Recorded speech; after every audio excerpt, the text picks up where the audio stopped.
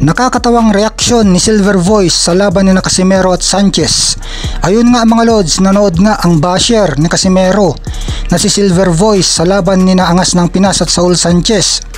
At todo ang care nitong si Silver Voice kay Sanchez, lalo na nung una na nakatama si Sanchez. Pero nung napatumba na ni Casimero si Sanchez, biglang natulala at tumahimik si Silver Voice at nagulat na lang siya na tumihaya na at bigbog na ang kinikilingan niya na si Saul Sanchez. Sabi pa ni Silver Voice pagkatapos ng laban na nakachamba lang daw si Casimero sa kanyang panalo.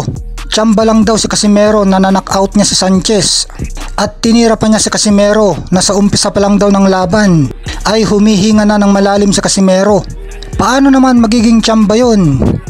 Ang dami ng pinatumba ni Casimero gamit ang kanyang hook.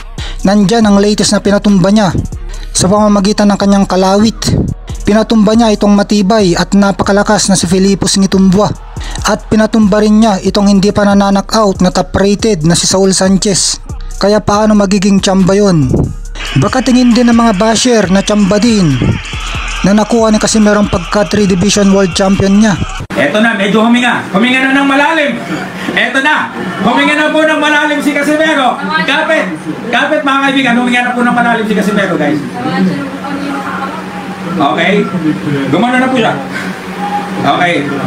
Hoy! Tinamaan po si Casimero, guys. Tinamaan po si Casimero.